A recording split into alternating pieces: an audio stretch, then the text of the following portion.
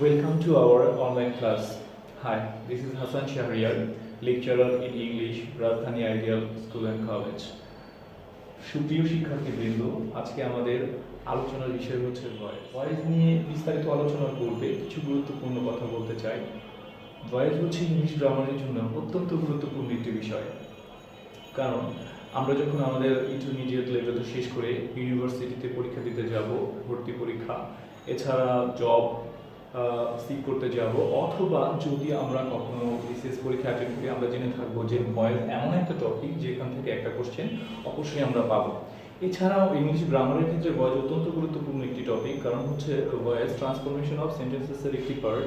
আর ভয়েসটাকে সাধারণত ব্যবহার করা হয় একটা ভাষাকে বা ইংরেজি ভাষাকে শুদ্ধরূপে মানে সঠিকভাবে যথাযথভাবে প্রয়োগ করার ক্ষেত্রে এবং ভালোভাবে বিশ্লেষণ করার ক্ষেত্রে যে সমস্ত অসম্পূর্ণ কথাগুলো থাকে, যেগুলোকে মূলত একটা সেন্স থেকে বা একটা দিক থেকে আলোচনা করে বা প্রকাশ করা যায় না, ভয়েসের মাধ্যমে সেই কাজটি করা হয়। ভয়েসের মূল আলোচনায় যে ভয়েস চেঞ্জ করতে গেলে আমাদের কোন কোন বিষয়গুলো সম্পর্কে জ্ঞান থাকা দরকার।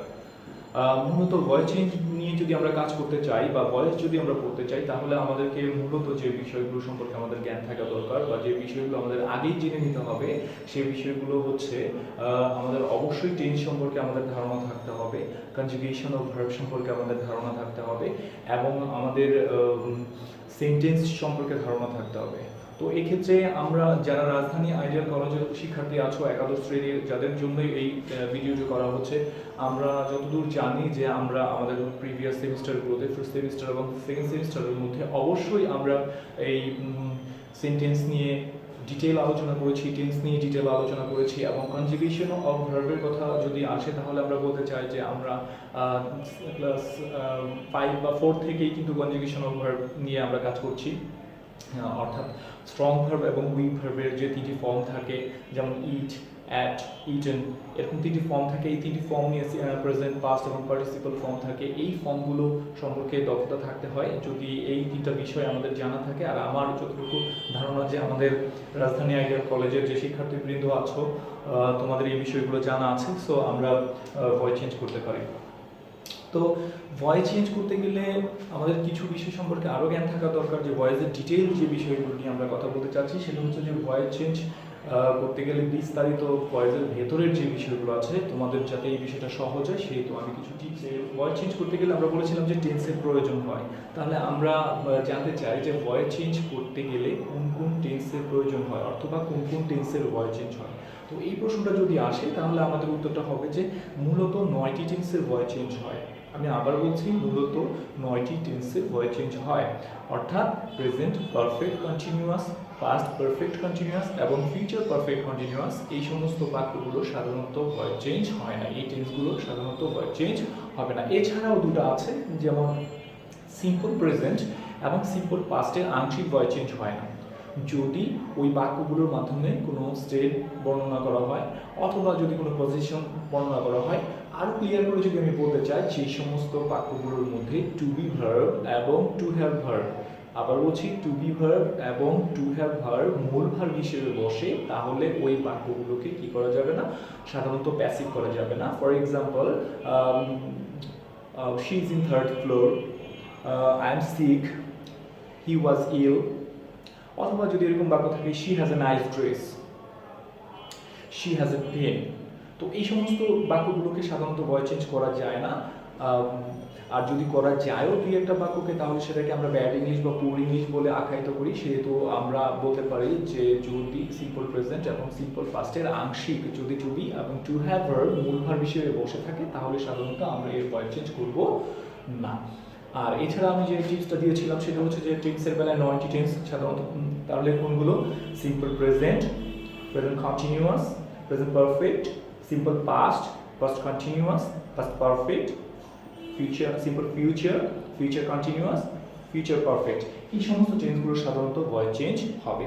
এছাড়া আরেকটা বিষয় সম্পর্কে আমাদের ধারণা রাখা দরকার, সেটা হচ্ছে যে যদি বাক্যটি ইনট্রানজিটিভ হয়, অর্থাৎ বাক্যে যদি ইনট্রানজিটিভ ভার্ব থাকে, অর্থাৎ যদি অবজেক্ট না থাকে, তাহলে এই সমস্ত বাক্যগুলোরও সাধারণত ভয়েস চেঞ্জ করা যায় না। ব্যতিক্রম দুই একটা হতে পারে, তো rare can not be example, এটাকে আমরা অ্যাকসেপ্টেবল হিসেবে নিতে পারি না। আরেকটা বিষয়ের প্রতি খেয়াল রাখতে হবে যে ভয়েস চেঞ্জ করতে গেলে আমাদের যে বিষয়টা খেয়াল রাখতে হবে যে ভয়েস চেঞ্জের বেলায় সাধারণত সবসময় মূল ভার্বটির পিপি ফর্ম বসে, অর্থাৎ টেন্স যখন আমরা চেঞ্জ করতে চাই তখন টেন্সের বেলায় দেখা যায় যে প্রত্যেকটা টেন্সের এক একটা আলাদা আলাদা ভার্বের রূপ থাকে, এক একটা টেন্সের মধ্যে এক এক ধরনের রূপের কারণে আমাদের এগুলো মনে রাখতে অসুবিধা হয়। কিন্তু প্যাসিভের যে বিষয়টা সেটা হচ্ছে যে অনেক সহজ একটা ব্যাপার, কারণ এখানে সবসময় একটা কমন ব্যাপার থাকে, সেটা হচ্ছে যে অবশ্যই ভার্বটির থার্ড ফর্ম হবে এবং অবশ্যই টু বি ভার্ব লাগবে। তো যাই হোক, আমরা এখন মূল আলোচনায় আসতে গেলে প্রথমে আমরা দেখতে পাচ্ছি যে এখানে বোর্ডের মধ্যে লেখা আছে ভয়েস। তো আমরা দেখতে পাচ্ছি ভয়েস, এখানে অলরেডি তোমরা জেনেই ফেলেছো যে ভয়েস দুই প্রকার, একটি হচ্ছে অ্যাক্টিভ ভয়েস আর একটা হচ্ছে প্যাসিভ ভয়েস। তো আমরা মূলত ভয়েস বলতে কোন জিনিসটাকে বুঝি? ভয়েস মানে হচ্ছে বাচ্য, বাচ্য মানে হচ্ছে কথা, অর্থাৎ ভাষাটাকে পরিমার্জিত বা সৌন্দর্য করার জন্য বা আরেকটু মডিফাই করার জন্য যে জিনিসটা ব্যবহার করা সেটা হচ্ছে যে ভয়েস। আর ভয়েসটা মূলত, ভয়েসের কাজটা আসলে কি? ভয়েসের কাজটা মূলত হচ্ছে সাবজেক্ট কেন্দ্রিক, অর্থাৎ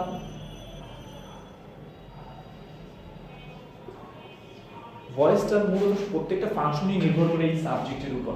সাবজেক্ট যে সমস্ত বাক্যগুলোর মধ্যে সাবজেক্ট সক্রিয় অবস্থায় থাকবে, সাবজেক্ট অ্যাক্টিভ থাকবে, সাবজেক্ট নিজেই কাজটি করবে, অ্যাকশনে যাবে, অ্যাকশনটি করবে, সেটাকেই আমরা সাধারণত বলে থাকি হচ্ছে অ্যাক্টিভ ভয়েস।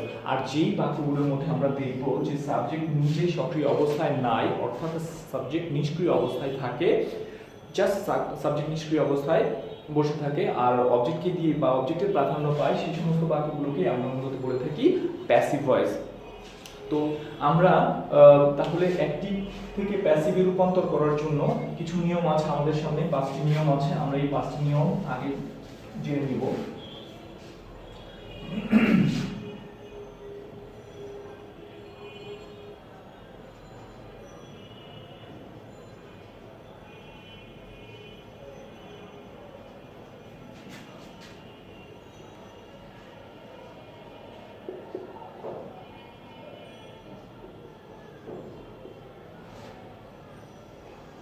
এটাকে আমরা রুলসও বলতে পারি। অ্যাক্টিভকে প্যাসিভ করার কিছু রুলস অথবা কিছু নিয়ম আছে। এর মধ্যে প্রথম যে রুলসটা সেটা হচ্ছে যে আমাদের যে বাক্যটি থাকবে সেই বাক্যের সাবজেক্টকে অবজেক্টকে সাবজেক্ট করে নিতে হবে।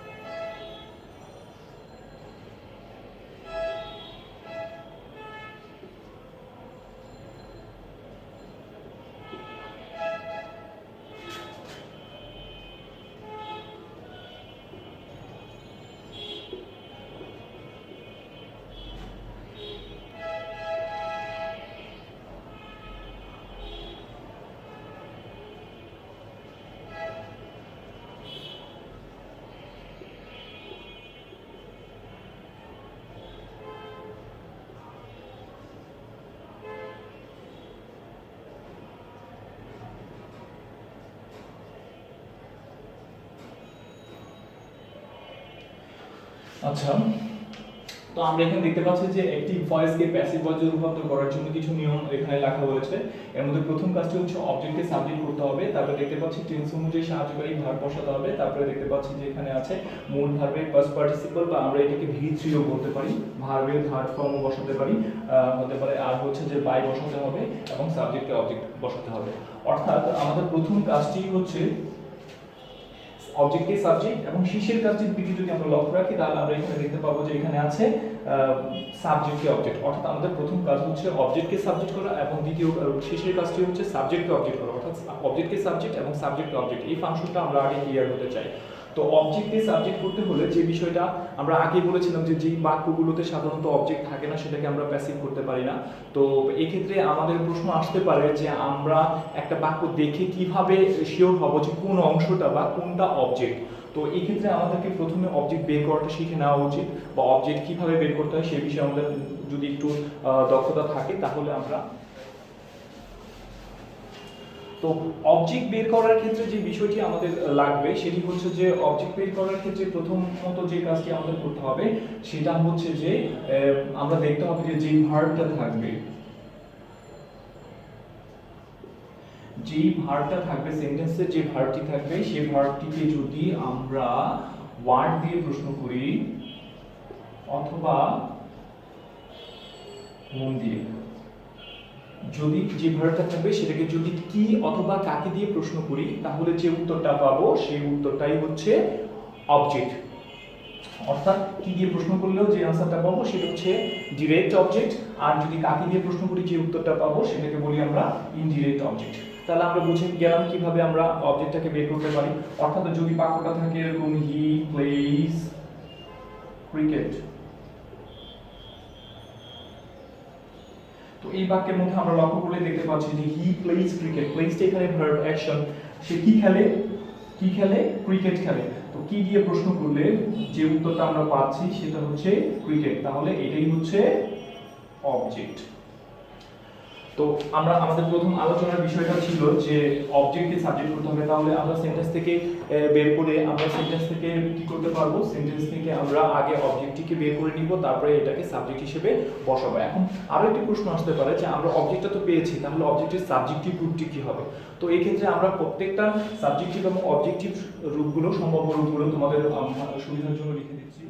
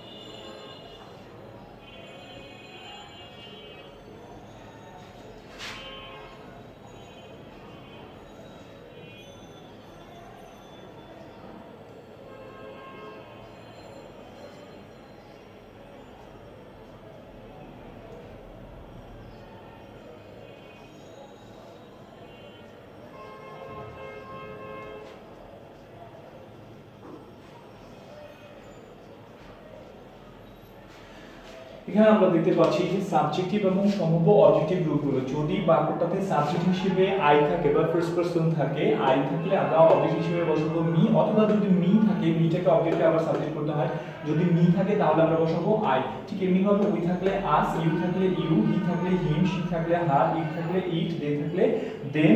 যদি এছাড়া কোনো নাউন থাকে তাহলে সেই নাউনটিকেই আবার অবজেক্ট রূপে, বা যদি অবজেক্ট হিসেবে নাউন থাকে তাহলে সাবজেক্ট হিসেবে সেই নাউনটিকেই বসাতে হয়। আশা করি তোমরা বুঝতে পেরেছো।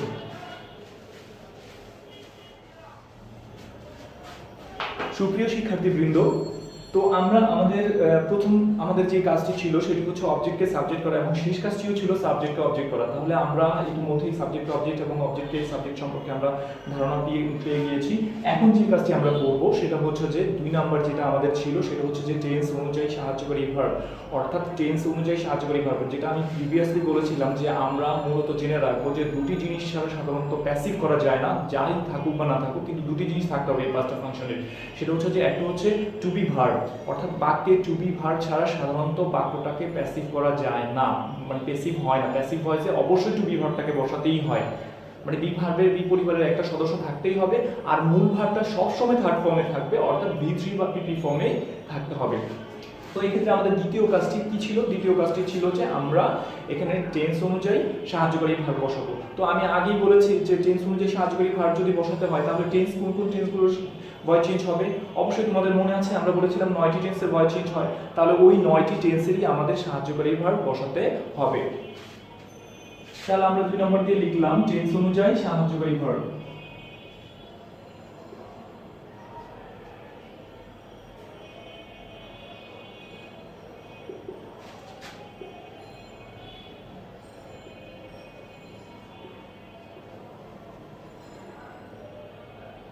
টেন্স অনুযায়ী সাহায্যকারী ভার্ব। তো টেন্স অনুযায়ী সাহায্যকারী ভার্ব যদি আমাদের হয়ে থাকে তাহলে আমরা জানি যে কোন কোন টেন্সের সাহায্যকারী ভার্বগুলো বসাতে হবে, যেই টেন্সের ভয়েস চেঞ্জ হবে সেগুলোকেই আমরা শুধুমাত্র সাহায্যকারী ভার্ব বসাবো। তাহলে এর মধ্যে ছিল সিম্পল প্রেজেন্ট,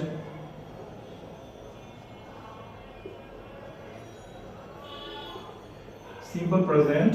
2 নম্বর ছিল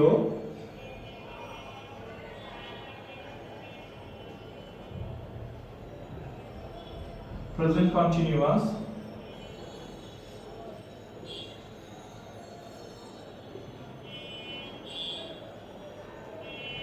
present perfect।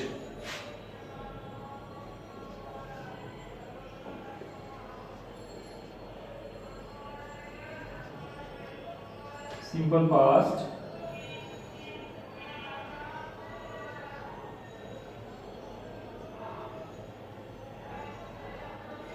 past continuous,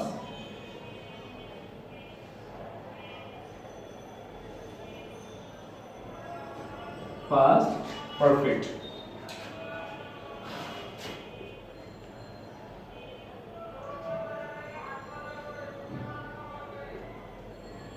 Simple future,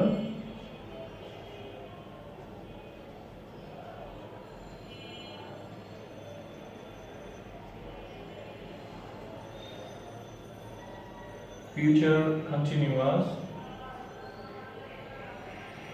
আর হচ্ছে future perfect. এই ক্ষেত্রে আমরা দেখব যে এখানে আছে সিম্পল প্রেজেন্ট বা প্রেজেন্ট ইনডিফিনিট টেন্সে যদি বাক্যটি থাকে তাহলে সাহায্যকারী ভার্ব হিসেবে বসবে am, is, are। যদি এই বাক্যটিতে প্রেজেন্ট কন্টিনিউয়াস থাকে তাহলে বলবে এই am, is, are তো থাকবে, এটার সাথে একটা being যোগ করতে হবে, অর্থাৎ am being,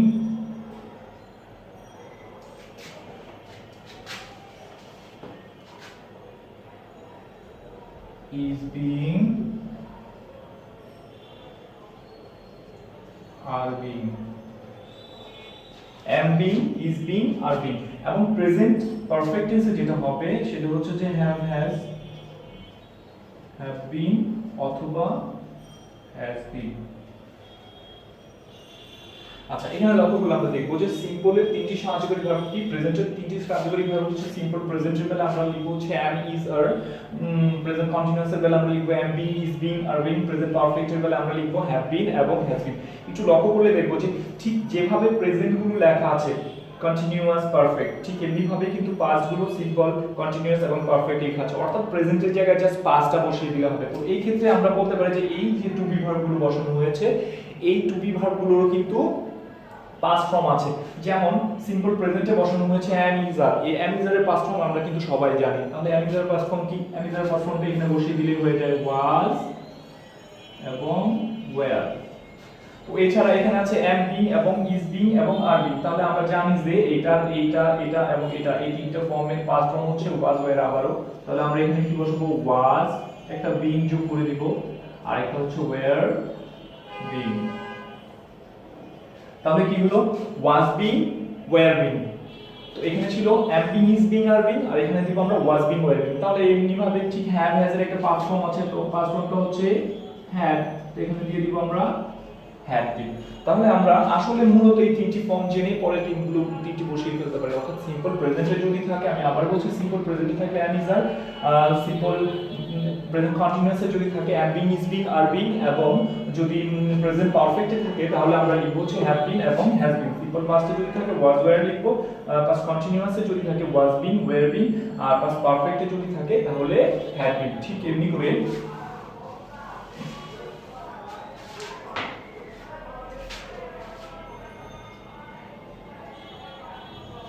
যদি ফিউচার ইনডিফিনিট বা সিম্পল ফিউচারে থাকে তাহলে আমরা লিখব হচ্ছে shall be, will be, shall be এবং will be। তাহলে যদি ফিউচার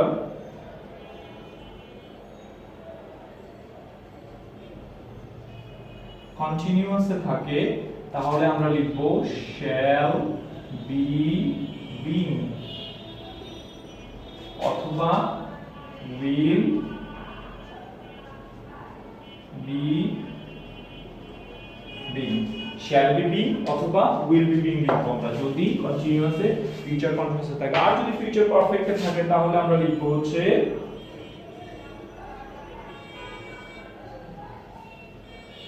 ফিউচার পারফেক্টে যদি থাকে তাহলে আমরা লিখব shall have been / will have been। আচ্ছা, তাহলে আমরা কি জানলাম যে সিম্পল ফিউচার অথবা ফিউচার ইনডিফিনিট যদি থাকে আমরা তাহলে বসাবো হচ্ছে shall be, will be, future continuous যদি থাকে তাহলে লিখবো হচ্ছে shall be being, will be being. আর ফিউচার পারফেক্ট যদি থাকে তাহলে লিখবো আমরা শ্যাল হ্যাভ বিন এবং উইল হ্যাভ বিন। তো আমরা 2 নম্বর ফর্মটি ইতিমধ্যে আমরা জেনে গেলাম। তাহলে আমরা কি কি জানলাম? এই ক্ষেত্রে আমরা জানলাম যে মূলত কয়টা টেন্সের ভয়েস চেঞ্জ হবে? 9টি টেন্সের। এই 9টি টেন্সের টেন্স অনুযায়ী সাহায্যকারী ভার্বগুলো আমরা জেনে গিয়েছি ইতিমধ্যে।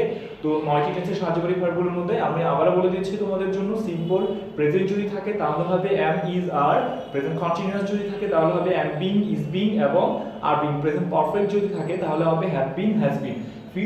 পাস্ট ইনডিফিনিট যদি থাকে বা সিম্পল পাস্ট যদি থাকে তাহলে হবে was were। past continuous যদি থাকে was being, were being। past perfect যদি থাকে তাহলে হবে had been। আর যদি ফিউচার ইনডিফিনিট থাকে তাহলে হবে shall be, will be। Future continuous যদি থাকে তাহলে হবে shall be being, will be being। আর ফিউচার পারফেক্ট যদি থাকে তাহলে হবে হচ্ছে shall have been এবং will have been। তাহলে আমরা তিনটি জিনিস অলরেডি হয়ে গেছে, আমাদের অবজেক্টের সাবজেক্ট হয়ে গেছে, টেন্স অনুযায়ী সাহায্যকারী ভার্বগুলো আমরা জেনে গিয়েছি। তারপরে জেনেছি অবজেক্টকে সাবজেক্ট কিভাবে করতে হয়, সাবজেক্টকে অবজেক্ট কিভাবে করতে হয়, এই বিষয়গুলো আমাদের জানা হয়েছে। পরের যেটা ছিল সেটা হচ্ছে যে মূল ভার্বের পাস্ট পার্টিসিপল ফর্ম অর্থাৎ V3 অথবা PP ফর্মটা বসাতে হবে। তো এক্ষেত্রে আমরা তো অলরেডি বলেই ফেলেছি যে PP ফর্মটা আমরা কনজুগেশন অফ ভার্ব থেকে অবশ্যই শিখে নিব যদি আমাদের জানা না থাকে। আর যদি জানা থাকে তাহলে অবশ্যই ঠিক আছে, অথবা প্র্যাকটিস চালু রাখতে হবে এটা, কারণ এখানে তো অনেক ভার্ব আছে তো এই বিষয়গুলোকে। তো এই ক্ষেত্রে আমরা PP নিয়ে একটি কথা আরো বলতে চাই, সেটা হচ্ছে যে PP ফর্মটা কিন্তু সবসময় খেয়াল রাখতে হবে যে ভয়েসে, আমি আগেও বলেছি আবারও বলছি যে ভয়েস চেঞ্জের বেলায় দুটি জিনিস খুবই জরুরি। একটা হচ্ছে বি ভার্ব অথবা টু বি ভার্ব আমরা বলতে পারি, একটা হচ্ছে টু বি ভার্ব আর একটা হচ্ছে ভার্বের পিপি ফর্মটা। এই ভার্বের পিপি ফর্মটা কিন্তু প্যাসিভের ক্ষেত্রে কমন একটা ব্যাপার। এটা কিন্তু টেন্স যখন আমরা করি তখন এক এক টেন্স এক রকম হয়, কিন্তু এই ভার্বের পাস্ট পার্টিসিপল ফর্মটা প্যাসিভ ভয়েসে সবসময় বসাতে হয়। সেহেতু এটা আমাদের ভয়েসের জন্য একটা ভালো দিক যে আমরা সবসময় ভার্বের যে কোনো ফর্মে থাকুক, সেটা আইএনজি ফর্মে থাকতে পারে, প্রেজেন্ট পার্টিসিপল ফর্মটাতে থাকতে পারে, পাস্ট পার্টিসিপল থাকতে পারে, পাস্ট ফর্ম থাকতে পারে, প্রেজেন্ট ফর্ম থাকতে পারে, বেস ফর্ম থাকতে পারে। ওকে, যেই ফর্মই থাকুক না কেন আমরা এটাকে অবশ্যই ভার্বের থার্ড ফর্ম অথবা পিপি ফর্মে রূপান্তর করব এবং এর আগে একটা টু বি ভার্ব অবশ্যই অ্যাড করতে হবে সেখানে যেই সাহায্যকারী ভার্বই থাকুক না কেন। এখন যদি আমরা টেন্সটাকে আরো সহজে সাহায্যকারী ভার্ব নিয়ে কথা বলতে চাই তাহলে আমরা বলবো যে ইনডিফিনিট গুলোতে সরাসরি টু বি ভার্ব গুলো আসে, am, is, are আসে, was, were আসে, shall be বা will be আসে, যে কোনো ইনডিফিনিট টেন্সে যদি সাহায্যকারী ভার্ব আমরা বসাতে চাই। আর যদি ইনডিফিনিট টেন্স গুলোর পরে যদি কন্টিনিউয়াস যে কোনো কন্টিনিউয়াস টেন্স আসলে তাহলে আমরা জানি যে এই কন্টিনিউয়াস যে কোনো কন্টিনিউয়াস টেন্সে যখন সাহায্যকারী ভার্বটা আমাদের প্যাসিভে বসাতে হয়, যদি সহজ করে বলি যেই সাহায্যকারী ভার্বটা থাকবে, যেই অক্সিলারিটা থাকবে সেটার সাথে এই অক্সিলারি বা সাহায্যকারী ভার্ব প্লাস আমাদের একটা বিং বসাতে হবে। যদি আমরা এটাকে সহজভাবে বলতে চাই যে যদি দেখি যে বাক্যটা কন্টিনিউয়াস আছে তাহলে আমরা এটার সাথে কি যোগ করে দিব, একটা বিং যোগ করে দিব, সহজ কথা মনে রাখতে চাই। আর যদি যে কোনো পারফেক্ট থাকে তাহলে আমরা যে অক্সিলারিটা থাকবে, মূলত এখানে আসলে টু হ্যাভ ভার্বটা থাকে আর এটাতে টু বি ভার্বটা থাকে, টু হ্যাভ ভার্ব যদি থাকে বা যেই অক্সিলারি ভার্বটা থাকবে তার সাথে একটা বিং যোগ করতে হবে। তাহলে কমনলি যে বিষয়টা আমাদের মনে রাখতে হবে সকল কন্টিনিউয়াসে বিং, BEING বিং, আর সকল পারফেক্টে বিং, সকল পারফেক্টে বিং যোগ করতে হবে। এটা হচ্ছে খুব সহজ নিয়ম। তো আমরা আমাদের যে স্ট্রাকচারটা লিখেছি, যেই বর্ণনাগুলো দিয়েছি তার বেসিসে যদি আমরা একটা বাক্যে রূপান্তর করতে চাই তাহলে কি দ্বারা আমরা দেখব।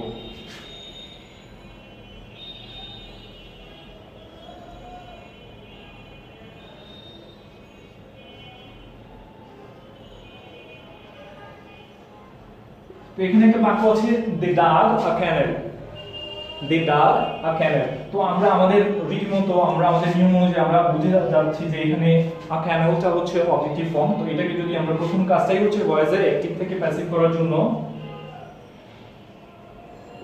প্রথম কাজটাই হচ্ছে আমাদের অবজেক্টকে সাবজেক্ট করতে হবে। তাহলে অবজেক্ট আছে এখানে আ ক্যানেল।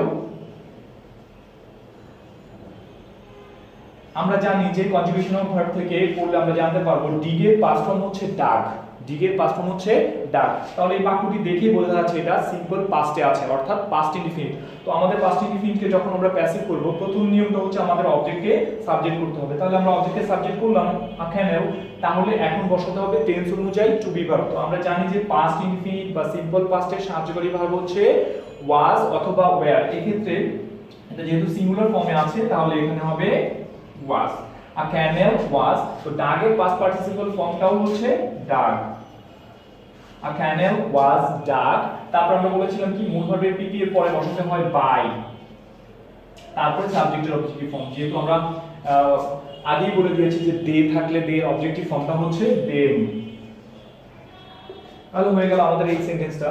তো তাহলে কি দাঁড়ালো যে a canal was dug by them। তো আরেকটি কথা আমি বলে রাখি যে by সবসময় যে by হিসেবেই বসতে হবে এখানে এমন না, by ছাড়াও অন্য প্রিপজিশন ফর, টু এই ধরনের প্রিপজিশন এখানে বসে। তো আমরা যখন পরবর্তীতে ক্লাসগুলো নিয়ে আলোচনা করব, ভয়েস নিয়ে আরো ডিটেইল আলোচনা করব, তখন আমরা এই by নিয়ে কথা বলবো এবং এই অবজেক্ট সবসময় দেয়া লাগে কিনা সেই বিষয়গুলো নিয়ে কথা বলবো। তো মূলত প্রধান যে দিকটা সেটা হচ্ছে যে মূলত এভাবেই ভয়েসটাকে চেঞ্জ করতে হয়। তো এই ক্ষেত্রে আমরা এই যে বাক্যটি আমরা এখানে ব্যবহার করেছি দে ডাগ আ ক্যানেল, এই বাক্যটাকে চাইলে কিন্তু আমরা 9টা টেন্সে রূপান্তর করে চেঞ্জ করতে পারি। অর্থাৎ দে ডাগ এ ক্যানেল চাইলে কিন্তু দে আর ডিগিং এ ক্যানেলও আমরা দিতে পারি। এটাকে যদি আমরা বলি যে প্রেজেন্ট কন্টিনিউয়াস করব,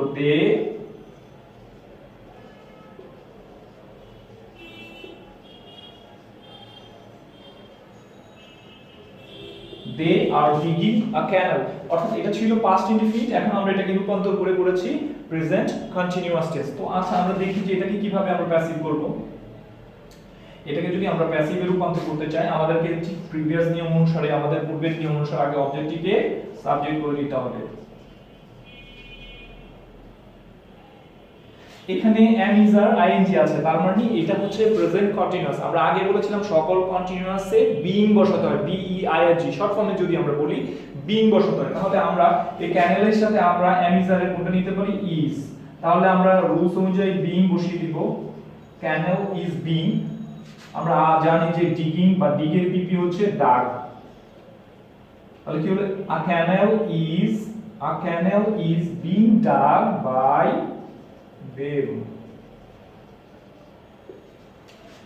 তো সুপ্রিয় শিক্ষার্থীবৃন্দ, তোমাদের জন্য যেটা থাকবে, তোমরা এই বাক্যটিকেই, বাকি আমি তো দুটো করে দিয়েছি, এই বাক্যটিকে আরো 7টা রূপান্তর করা যাবে। অর্থাৎ টোটাল বাক্যটিকে নিয়ে 9টা টেন্সে ধারাবাহিকভাবে পর্যায়ক্রমে তোমরা সাজাবে। Simple present, present continuous, present perfect, simple past, এইভাবে কন্টিনিউয়াসলি তোমরা এখানে যে 9টি বাক্য হবে এই বাক্যটাকে 9টি টেন্সে রূপান্তর করবে। আগে অ্যাক্টিভে 9টি টেন্সে রূপান্তর করার পর তখন তোমরা যে কাজটি করবে সেটাকে আবার প্যাসিভে রূপান্তর করবে। এটা তোমাদের হোম টাস্ক থাকবে। এটা করে তারপর আমাদের পেজে এটাকে আপলোড করে দিবে, যে যার নাম দিয়ে চেক করে নিব। তো আরেকটা বিষয় একটু সামনে বাড়ার আগে আরেকটা বিষয় যেটা বলা খুবই জরুরি, সেটা হচ্ছে যে আমরা তো এখন নিয়মটা শিখলাম যে কিভাবে প্যাসিভ করতে হয়, অ্যাক্টিভকে প্যাসিভ করতে হয়। তো আমরা জেনে থাকবো যে দুই ধরনের কোশ্চেন আমাদের পরীক্ষায় আসে, একটা হচ্ছে অ্যাক্টিভকে প্যাসিভ আসে, আর একটা হচ্ছে প্যাসিভকে অ্যাক্টিভ আসে। তো মাঝে মাঝে শিক্ষার্থীদের যে সমস্যাটা হয়ে যায় সেটা হচ্ছে যে আমরা প্যাসিভকেই, যদি লেখা থাকে যে ভয়েস চেঞ্জ, যদি পাশে ভয়েস লেখা থাকে, তখন আমরা যেটা করি যে আমরা কনফিউজ হয়ে যাই বাক্যটা অ্যাক্টিভে আছে না প্যাসিভে আছে। তো এই ক্ষেত্রে এই সমস্যাটা দূর করার জন্য আমরা কিন্তু অলরেডি একটা দুটো টিপস আছে, দুইটার মধ্যে অলরেডি একটা টিপস বলে দিয়েছি। যেমন আমরা বলেছি যে যেই বাক্যটাতে আমরা দেখবো যে সাবজেক্ট সক্রিয় অবস্থায় থাকে সেটাই হচ্ছে অ্যাক্টিভ ভয়েস, আর যদি সাবজেক্ট নিষ্ক্রিয় অবস্থায় থাকে তাহলে সেটাকে আমরা বলি প্যাসিভ ভয়েস। কিন্তু অনেকের এটা হতে পারে যে স্যার আমরা আসলে অর্থটা দেখে তো অনেক সময় বুঝতে পারি না যে সাবজেক্ট সক্রিয় আছে না নিষ্ক্রিয় আছে। তো তাদের জন্য একটা সহজ বুদ্ধি আছে। সেই বুদ্ধিটা হচ্ছে যে তোমরা অবশ্যই বাক্যটি দেখলে আগে দেখবে যে টেন্সের সাথে সেটাকে মেলানো যায় কিনা। যদি যে বাক্যটা তোমাকে ভয়েস করতে দিয়েছে যদি সেটা কোনো টেন্স বলতে আমি 9টা টেন্সকে রেফার করছি, সেই 9টা টেন্সের কোনো টেন্সের স্ট্রাকচারের সাথে যদি বাক্যটা মিলে যায় তাহলে অবশ্যই বলবে যে এই বাক্যটা হচ্ছে অ্যাক্টিভ। যদি আমি আবার বলছি, যদি বাক্যটা কোনো টেন্সের স্ট্রাকচারের সাথে মিলে যায় তাহলে সেটা অ্যাক্টিভ ভয়েস, আর যদি স্ট্রাকচারের সাথে না মিলে তাহলে ধরে নিবে এটা প্যাসিভ, তাহলে এটাকে অ্যাক্টিভ করতে হবে। আর যদি আমরা বুঝতে পারি টেন্সের সাথে মিলেছে তাহলে সেটা অ্যাক্টিভ, এটাকে প্যাসিভ করবে। আর যদি প্যাসিভ পাও তাহলে সেটাকে অ্যাক্টিভ করবে। ফর এক্সাম্পল, একটু আগে যে বাক্যটা আমরা দিয়েছি, যেমন যদি আমরা এই বাক্যটাই আবার বলি দে ডাগ আ ক্যানেল, দেখি লক্ষ্য করলে আমরা বুঝি the subject, dug V two, a canal object. তাহলে এই বাক্যটা একটা টেন্সের সাথে মিলেছে, সেটা হচ্ছে পাস্ট ইনডিফিনিট অথবা সিম্পল পাস্ট। কিন্তু আমরা যদি এরকম বলি যে দ্য ট্রিজ ওয়ার আপরুটেড, আবার বলছি দ্য ট্রিজ ওয়ার আপরুটেড, এই বাক্যটাতে আমরা দেখি ট্রিজ এর পরে, দ্য ট্রিজ এর পরে কি আছে, were, the trees were uprooted.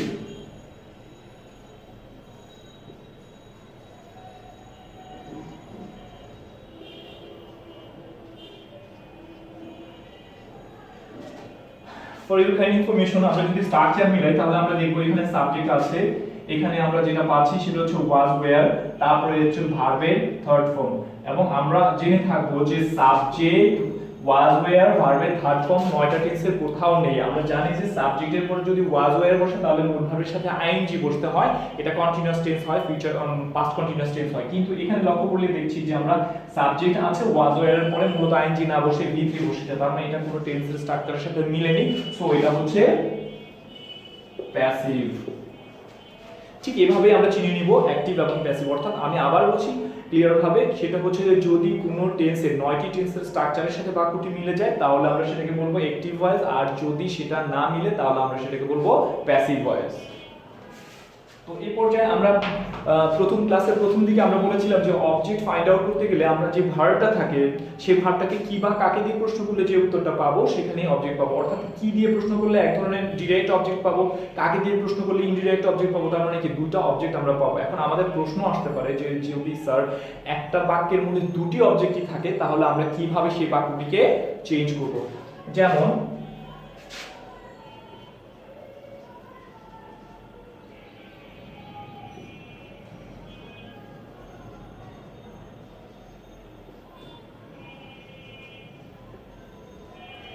Hasan teaches us English, এই বাক্যটির দিকে লক্ষ্য করলে আমরা দেখব যে হাসান টিচেস, টিচেসটা হচ্ছে অ্যাকশন, পড়াচ্ছে। কাকে পড়াচ্ছে? হাসান কাকে পড়াচ্ছে? আমাদেরকে পড়াচ্ছে। কি পড়াচ্ছে?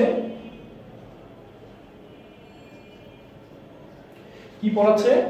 ইংলিশ পড়াচ্ছে। তো Hasan teaches us English, Hasan কাকে পড়াচ্ছে? হাসান আমাদেরকে পড়াচ্ছে। হাসান কি পড়াচ্ছে? হাসান ইংলিশ পড়াচ্ছে। তাহলে আমরা কাকে দিয়ে একটি অবজেক্ট পাচ্ছি এবং কি দিয়ে প্রশ্ন করে একটি অবজেক্ট পাচ্ছি। টোটাল আমরা এখানে দুটি অবজেক্ট পাচ্ছি। আমাদের প্রশ্ন হচ্ছে যে আমাদের এই বাক্যটিকে যদি বলে যে এটাকে প্যাসিভে রূপান্তর করো, তাহলে আমাদেরকে যেটা করতে হবে অবজেক্টকে সাবজেক্ট করতে হবে। তো অবজেক্টকে সাবজেক্ট করতে গেলে যেখানে আমি দুটি অবজেক্ট পেয়েছি সেটাকে আমি কিভাবে সাবজেক্ট করব, তো কোনটিকে করব? তো মূলত এক্ষেত্রে হচ্ছে যে মূলত যেটা ইনডিরেক্ট অবজেক্ট আছে সেই ইনডিরেক্ট অবজেক্টটিকেই সাবজেক্ট করাটা ভালো, কিন্তু চাইলে আমরা ডিরেক্ট অবজেক্টটিকেও সাবজেক্ট হিসেবে করতে পারবো, তবে এটাকে ব্যাড ইংলিশ বা পুওর ইংলিশ বলা হয়, এখন এটাকে অ্যাকসেপ্টেবল বেশি একটা করা হয় না। সো আমরা এটাকেই অর্থাৎ ডিরেক্ট ইনডিরেক্ট যে অবজেক্টটা থাকবে বা ব্যক্তিবাচক যে অবজেক্টটা থাকবে সেটাকেই সাবজেক্ট হিসেবে বসানোটা শ্রেয়। তাহলে আমাদের প্রশ্ন হতে পারে তাহলে বস্তুবাচক অবজেক্টিভ বা ডিরেক্ট অবজেক্টিভ আমরা কোথায় বসাবো? এই ডিরেক্ট অবজেক্টিভকে বা বস্তুবাচক অবজেক্টিভকে মূল ভার্বে পাস্ট পার্টিসিপলের